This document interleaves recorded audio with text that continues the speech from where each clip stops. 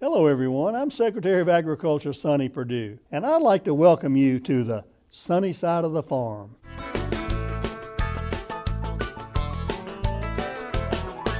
Well, hello again everyone, it's Secretary Sonny here, and I want to welcome you back to the sunny side of the farm, the podcast that tells you what we're doing here at the Department of Agriculture and where we hope to go and hope you go with us. Today we're going to talk about USDA's Farmers to Family Food Box program. Some of our listeners out there may not know exactly what that is, so let me try to explain it to you. The food supply chain as a whole had been hard hit by the coronavirus, from the farmers that grow the food to the processors and packers who process the food, to the distributors who move the food, and then to the families who need that food now more than ever. Everybody knows what happens when there's an accident on a 4-lane highway and two of those lanes get totally backed up. You get a long traffic jam, and that's just what happened in the food supply chain when our restaurants, hotels, and schools closed very suddenly. To work through those challenges, USDA created an innovative new program where we buy excess produce, dairy, and meat from our farmers, and processing companies box it and deliver it to those most in need through our charitable organizations. Programs like this are the best America has to offer. It truly comes down to Americans helping Americans. Here today to talk about that are some people who served as great partners in this effort, and we'll be talking to John Corso, the president of a processing facility that's putting these boxes together and distributing them to the people in need here in the National Capital Region area. We're also going to talk to one of our farmers, Joe Basciani, a mushroom farmer from Pennsylvania, whose family farm lost their market for product when all their restaurant customers closed down as well. Well, this morning we're honored to have John Corso, who's the CEO of Coastal Sunbelt Produce in Laurel, Maryland. And this was a facility where we had the inaugural delivery and packing of boxes for our farmers to family food box. It was a very impressive operation, John. I was blown away by how modern it was, how the values of your relationships with your employees and the culture of the company. And it was really refreshing to see you all participate in this program. But let's kind of go back to the basics. Many of us have heard about the food supply chain, probably more so than we ever have in our lives. But you all and your company is an integral part in that. But the public may not quite understand what part you play. We know that food just doesn't go necessarily from farmers directly to consumers. There are a lot of people in the middle, as we found out. So tell us a little bit about the Coastal Sunbelt Produce and what your normal business was, and then we'll get into how you all got involved with our Farmers to Family food boxes. Wonderful. Well, first of all, thank you once again for visiting with us, and we were delighted to host you, and we're excited to be participating in this program.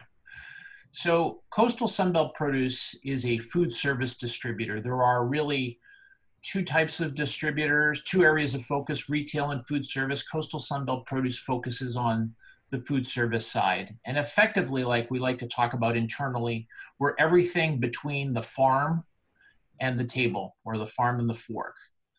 We source products from around the world and a great deal of products domestically from the US.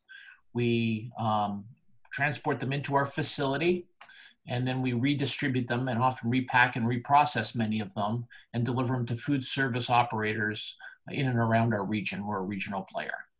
And so how the product gets from the field to someone's table safely, efficiently, is something that many people don't recognize. And when I share with people what we do for a living and I point out our blue trucks, people go, oh, I see those trucks. That's what those guys do.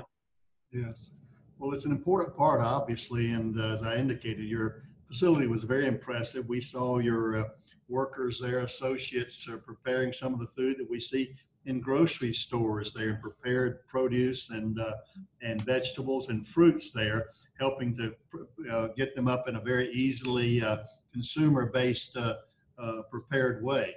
But you had to be rather economically shocked when this COVID started, and most or over half of your business was going to institutional food service, restaurants, hotels, conventions, others, and you had a significant business in that. So that was quite an economic shock to your system when that food supply chain for that just almost stopped like a crash on an interstate. So tell us how you all survived in that time period. Yeah, our business on the food service side effectively dried up overnight as on-premise dining ceased and hotel occupancy dropped and all these events got canceled.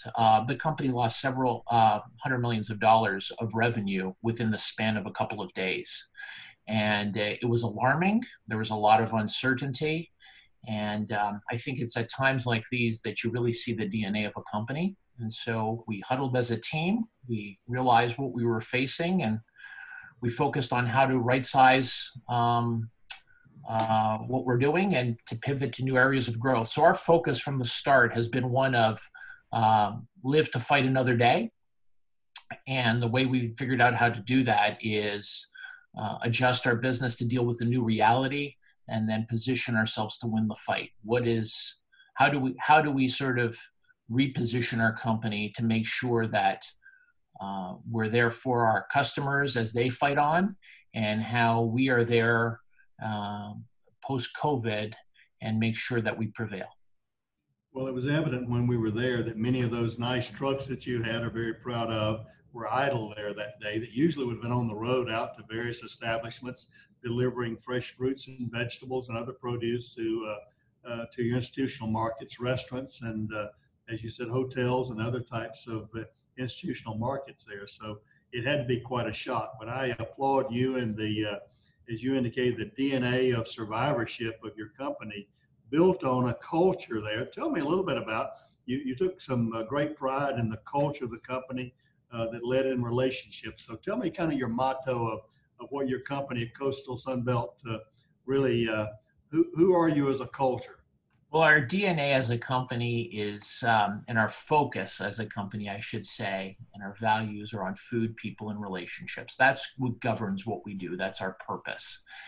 And with a very simple philosophy of taking care of our customers, taking care of our people, and investing in our business, we've achieved a lot of growth and success. We are a people-based business, and we are a community-based business. And by focusing on those areas and doing a good job, we feel that we will only be limited in our growth by our ability to attract, retain great talent, and sort of continue to perpetuate those values. We were very proud that you chose to participate and apply for this this food family, farmers to family food box program. Tell us again kind of what, I knew you had some experience working with food banks already and relationships there. Tell us what inspired you all as a company to apply for this program. Well, for us, it was a very natural fit. It is effectively what we do and is essentially very similar to what we do for our food service and restaurant customers. As I mentioned to you on the tour, Mr. Secretary, I believe that this is a very elegant solution. It leverages our sourcing capabilities. It leverages underutilized assets currently in the marketplace. And it allows us to put our people back to work while serving our community. So effectively, what caught our eye about the program is we saw an opportunity to partner with our vendors who are also looking for ways to deal with this COVID, our agricultural partners, our growing partners.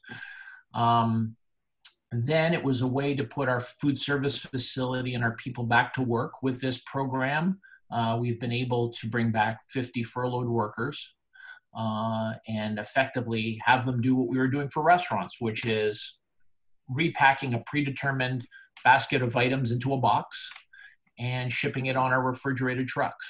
And so instead of delivering to restaurants, we're delivering to food banks, and we're delivering the same quality food with the same level of service. And we were just really excited about the program. It's just a natural fit for us. John, I think when some people hear about food boxes, food pantries, and those kind of things, they may think of it like seconds in a clothing store. These were first line food products that you all were doing, just like you would serve your restaurants there. This was not seconds. It was not throwaway. It was not waste. It was first class food there that you were doing. Tell us a little bit about the boxes. It was really interesting to see those 50 workers returning and doing a line just like they would be doing for restaurant preparation or grocery store preparation.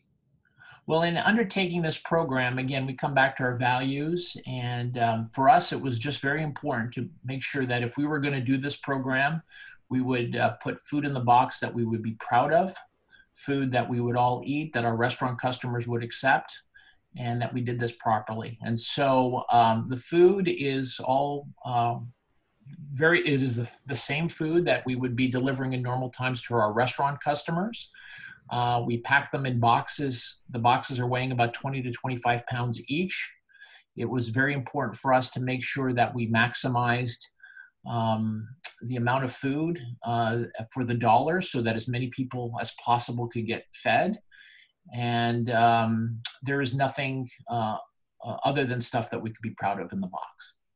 Well, it was obvious to me that I would have been proud to get a box like that for my family as well. And I know you all took great pride in that. And it was just a real delight to see I think the pride that the people packing those boxes, knowing they were going to go to some people who needed it, and the distribution. Tell us about your downstream distribution to the food banks and your relationship to those who you're partnered with.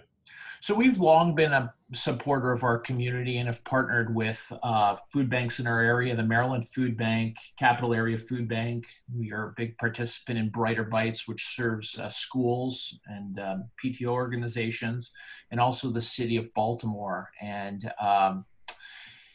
those organizations are in desperate need right now for support, as we all know. What may not be intuitive for some people is the fact that they rely very heavily on a large volunteer organization and also a paid organization to take all the food that is donated or purchased by them and have them resorted. What this program does is it brings a prepackaged box of food to the food banks, and it doesn't force them to further tax already taxed scarce labor. And so it, as you know, I think a lot of the vernacular, it's from the truck to the trunk. And I will tell you that our drivers, our delivery people, it is a delight to see them come back from these food banks. They come back with great joy and happiness. And they say, you should have seen, there were 200 families, they were handing out the boxes. And it's just, I make it of a point to go downstairs and see the drivers when they come back. And I have to tell you, it's just very energizing for all of us to hear the feedback from the field. That is great. Obviously, the pre-prepared boxes, just kind of a grab and go in a contactless environment. They can pull up and put that in the trunk and move on with limited need for volunteers in the food banks, even rather than stretching those scarce resources as well. So, well, it's a great opportunity to be there at your facility. Again, very impressive, and I do trust that with the reopening of our economy, then coastal Sunbelt will grow back even greater than it had been before. And we want to thank you for participating in this program. You've made it possible. You've connected our ag producers, local producers there with the local people who need the food in this national capital region in Maryland, Virginia, and Delaware, and along the East Coast there. We want to thank you for your participation. It was great to meet you, and we look forward to having a very successful program, and it's off to a great start, and you were one of the inaugural ones. So thank you very much for your participation. Well, thank you, Mr. Secretary. We're delighted, like I said, to be participating in this program. It is a great opportunity for us to further serve our community and put our people back to work. And so my thanks to you and the USDA and for your support of the program. Thank you. Have a great day, John. Next up, we have Joe Basciani. One of those farmers in an interesting commodity, mushrooms. And Joe Basciani from Basciani Farms in Pennsylvania.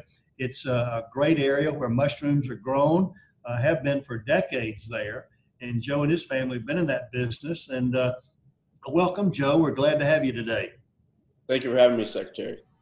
We had the honor of meeting you out at Coastal Sunbelt Produce in Laurel, Maryland, a couple of weeks ago when we inaugurated the Farmers to Family food boxes, and you as one of the suppliers there of those food boxes that Coastal was packing going to our food bank. So it looked like a great product. And tell us a little bit about the mushroom business. Probably many of us don't know much about mushrooms. I didn't know there was sort of a congregation of mushroom growers in Pennsylvania in your region, but it seems to be kind of in your family or regional DNA. Yes, it is. It's very unique.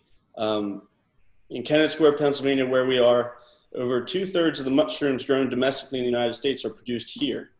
And they're still mostly produced by all families that are all work together and know each other and compete with one another. It's a really cool environment in town. But mushrooms are grown indoors.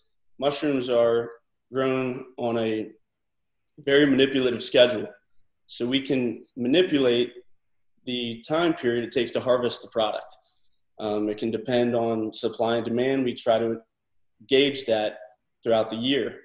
It was very difficult when the coronavirus pandemic struck. We had to change our growing schedule and try to predict and forecast how to move through the situation. But mushrooms are grown indoors. They're sanitized every day. We ship product all over the United States from this area. It's a very unique business we have here, a really unique industry. It's all in one sort of county. Joe, I imagine that much of your business really went to institutional markets like restaurants and hotels and other things, and high-end type of environments that used many of the colorful type of mushrooms that you all supplied. So you had to have a little bit of anxiety when the corona started and restaurants started closing down and your supply chains were threatened there about what you were going to do with all those mushrooms. So tell us a little bit about that period. Yeah, I'd have to tell you, when I believe it was March 12th, the world sort of stopped, and we had product in transit all over the country. We service several different markets in many major cities, and we have facilities in those cities. So mushrooms being so perishable, like a lot of produce items, you only have a select time period before that product spoils. So we had to figure out how to get that product home and what to do with it. I mean, as a finance person, that's the role of my company, trying to forecast the situation. It was just very hard for all of us in all industries to, assess the impact of the coronavirus pandemic. At first, we thought it was a sort of 15-day situation and how to deal with it. And mushrooms, you only have a week from harvest to consumption, really. So we had to figure out how to get product home. We had a virtual complete loss in sales and demand, which was the scariest thing we've ever gone through as a family, as an industry. We all banded together and worked together to find different avenues and different places to send product and push product. Like I said, with mushrooms being grown indoors, climate controlled and manipulated because mushrooms grow so quickly, we froze the houses up and really pushed the production back as far as possible to delay production, which gave us time over several weeks to look for different markets, look for different business, try to find different ways of selling product. And that's where programs like the USDA Farmers to Families Food Box came in, that were, initiatives for us to, as farmers, to put our product in different places. Well, that's great. I'm glad that you discovered that, and your relationship, or longstanding relationship with Coastal Sunbelt as a buyer of your product. And while they participated in the program, you're going to know that have the good news of knowing some of those mushrooms you're growing are going to people in need. So how does that make you feel? That makes us feel great. My family, we've always been active in the community and try to help people. So that's first and foremost. We grow food to feed people, and feeding people in need, it's what it's all about. We talked about, as producers, you all grow mushrooms. There are many other vegetables that are also perishable. And unlike maybe some manipulation of the growing season in mushrooms, some of these vegetables, when they're ripe, they've got to be harvested, or else they spoil in the field. So it was really traumatic for many of the specialty crop growers there that had their demands essentially cut in half or more immediately that way. I liken it to a crash on the interstate. When it gets backed up suddenly, we know what happens, and you had to scramble. So I'm really happy that you were there to participate in that inaugural delivery of the food box. As I was talking to John Corso, the CEO of Sunbelt, Coastal Sunbelt, and how it gave their drivers and the people participating in that program a lot of just a lot of great feelings of being able to feed people that needed it in that way. And I saw some of those beautiful mushrooms being packed in those boxes as well. Yeah, it's just, it fills my family with joy and happiness to be giving, servicing people in need. That's our whole mission. And that's what we do with our employees. We're employees first. We're a family operated company. We have been for 95 years. So wherever we can help people in different markets, and to do it through a long-standing customer like Coastal Sunbelt, it just helps us that much more. Absolutely. And it helps people in need. Obviously, the great news in this from those of you who produce the food, growers of mushrooms and other fruits and vegetables, going through a supply chain link like a distributor like Sunbelt, then to be delivered to food banks and faith-based and community-based organizations across the country. It's really what this program was all about. So we're honored that you all as a family were able to participate in that. We thank you for your product, and the people who are receiving that I know are grateful to get good, wholesome product. And again, as Joe and I were talking about, this was not product that was going to be spoiled or seconds or anything. This is first class product, just like you would send to restaurants as well. Yes. There's still barely any demand for mushrooms from the restaurant industry right now. So there's a lot of product out there that needs to find a place. Just as many people across the country are eating and drinking every day. So it's just looking for different ways to service people that need it.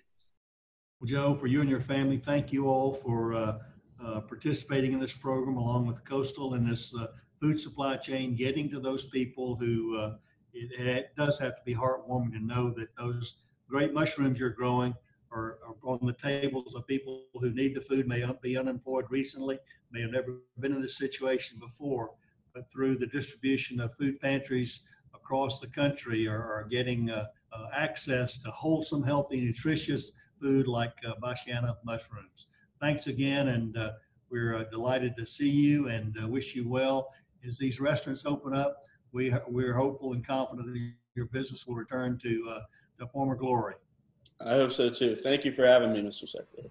Thank you, Joe. Take care. Finally, last week I was up in Pennsylvania in a very impressive community just outside of Pittsburgh. The folks at Turner Dairy Farms and Westmoreland Food Bank are making very positive strides in their community with these food boxes. Take a listen. Good morning, everyone, and welcome to the Westmoreland Fairgrounds and the inaugural Farmers to Families food distribution in Westmoreland County. I'm Jennifer Miller, and I'm the CEO with the Westmoreland County Food Bank. On behalf of the Board of Directors, the administration, and staff of the Food Bank, I would like to welcome all of our guests today, but especially the USDA Agriculture Secretary, Sonny Perdue. Secretary, we are honored to have you here and see your great work put in action. I also wanted to take the opportunity to thank Secretary Perdue for approving the waivers for the Emergency Food Assistance Program over the last several months. During this truly unprecedented and frightening time in our nation, they surely came in handy. I hope that you know how vital this was to those of us on the front lines and to our consumers especially, who have relied on us so heavily in the last 12 weeks. Sincerely, thank you again. The Food Bank is in its 38th year of operation and continues to feed the need of the food insecure households during uncertain times. An affiliate of Feeding America, the Food Bank currently has 66 member agencies in our network of emergency feeding sites. In 2019, the Food Bank distributed over 7 million pounds of food in one county. Since the beginning of the COVID-19 pandemic outbreak in mid-March, the Food Bank distributed well over 1.3 million pounds of food so far, serving over 15,000 households and supplying each of them with a 10 to 14-day supply of non-perishable, fresh, and frozen foods. The USDA Farmers to Family Food Box is a welcome addition to the Food Bank's existing services at a time when charitable food assistance is in high demand. We are so proud to be one of the many conduits of this program in our region. The new and unique program is assisting so many different attributes of agriculture, literally from farmers to the families that we will be distributing to today. In partnership with the Westmoreland Fairgrounds, Turner Dairy, the Mid-Atlantic Regional Cooperative, and Feeding Pennsylvania, we are very excited and proud to bring this program to Westmoreland County. Thank you. As you can hear, these people are passionate about the work they're doing for their fellow Americans, and that's something we should all be proud of. During these uncertain times, USDA has been working to continue our mission to do right and feed everyone. And I want to thank you all out there for the part you've been playing in there. So thank you again for listening to the Sunny Side of the Farm, and we look forward to having you back with us on our next episode. So wash your hands and stay safe out there. Thanks for tuning into this episode of the Sunny Side of the Farm, and I look forward to visiting you again next month.